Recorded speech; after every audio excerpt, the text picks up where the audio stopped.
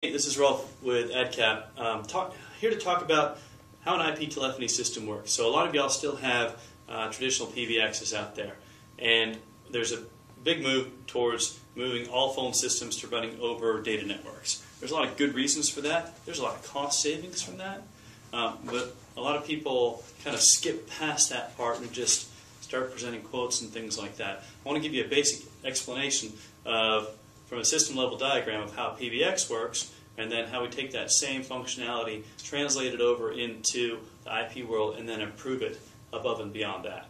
So if y'all have a PBX, or you remember what they're like, you've got this big monolithic box in the scary little phone room, and it does a bunch of things. So we got a big box, it's got a couple power supplies, got to have reliable power, okay? It's got to have a controller, the brains of the PBX. So sometimes it even has dual controllers for reliability. Then we got to connect to the outside world. So we'll connect to the public service telephone network, AT&T or Quest or somebody like that, and we'll connect in typically with a voice T1 or multiple voice T1s. You might call those a PRI. It gives you 23 channels of voice. And we can have multiple connections there. So this gives us the connection to the outside world, the brains of the operation. Okay, what else do we need? Well, we need to have digital line cards. And digital line cards, they then connect out to the big wiring block, either a 66 block or a 110 block on the wall. And then this goes out to where the handsets go. And so this connects to a digital handset. And so we'll have multiple digital line cards to supply however many handsets that we need. And then we'll have analog line cards that again connect out to the big terminal block, and this will go out to analog handsets. So this gives us a private branch exchange system. It connects us to the outside world. It gives everybody DIDs. It lets people call internally. It lets people call out. And then we need to add some functionality onto this that's above and beyond a typical PBX. So what do we need? We need voicemail. So a lot of times you'll see a voicemail box. It'll look like a PC from 15 years ago that's sitting back there. If you've got a, I guess it doesn't connect to the power supply. If you've got a call center, you might have an automatic call distribution system that's connected into here. Maybe you'll have an interactive voice response system. And if you're getting really fancy, maybe you'll have a call recording system. And a call recording system, you'll probably jam that into either the wires here or the wires here. It's kind of tricky to jam a call recording system into a traditional PBX. But anyway, there you go. All the functionality of a traditional PBX. And it's great because it's reliable. It doesn't change very often, but it does what it needs to do. Periodically, you will have to have upgrades to it, and upgrades mean you pull out the controller and put the new one in. Those upgrades tend to be fairly expensive. You got to have a guy that really knows this whole system to come and work on it. So you probably need to have a service contract with a company so you can have someone come out and take care of the things whenever it needs to be taken care of. You got a new employee, or you got someone that you got to move around. Someone's got to come out, tone out how to move these wires around on the terminal block, or you've got to program in. After this PBX is really fancy, they might have put in an IP blade and connected into the Ethernet network. And then maybe you can do remote management from it, or even chunk some IP phones out there. Those IP phones may or may not work well, and we'll talk about why that is in a minute. So anyway, this is all the PBX functionality that we got to replicate in an IP phone system. So let's talk about how we do that. It's not very difficult. An IP phone system really only has 4 major components to it. So first of all, we have a good local area network. So what do I mean by a good local area network? Well, first of all, it's got to be reliable. And I have another video on how to build a reliable network, so I'm not going to go into detail on that right now. Okay? It's got to be secure. If you're going to put your entire phone system over your data network, it's got to be secure. It's got to have performance, and which means it's got to have quality of service. Quality of service is not really very tricky. It's just the ability to distinguish between data that has voice in it and data that doesn't have voice in it, and be able to prioritize the voice over the other traffic. And it's got to have power, because we want to deliver power to the handsets over the Ethernet network. We don't want to have a handset on the desk, plug it into the Ethernet network, then plug it into the power supply on the wall. First of all, those two things are in different locations most of the time. Second thing is if building power flickers, we want the phones to stay up. We don't want power to go out. So we don't have to put a UPS in addition to plugging it into the wall. We just put UPSs, uninterruptible power supplies, on the local area network. So that's the first element. The second element, we've got to have handsets. So you already have wiring going out to your desk where you have a computer. And so we've got a PC or something else sitting there. So what we do is we just take a handset and connect it in to the same Ethernet cable and then connect the PC into the back of it. So we don't have to pull any extra cable. So the handsets are provisioned for.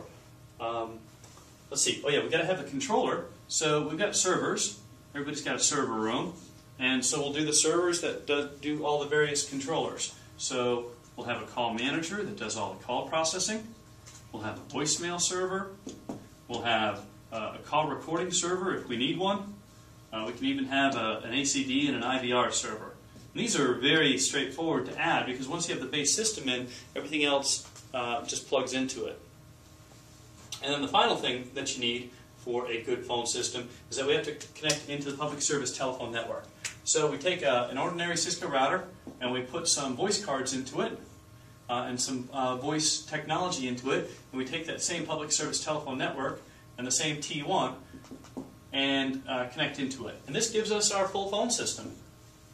Great, now I've just replicated exactly what we can do in the PBX. So there's not really any advantages here, although this is easier to manage, and it gives you a good excuse to upgrade your local area network.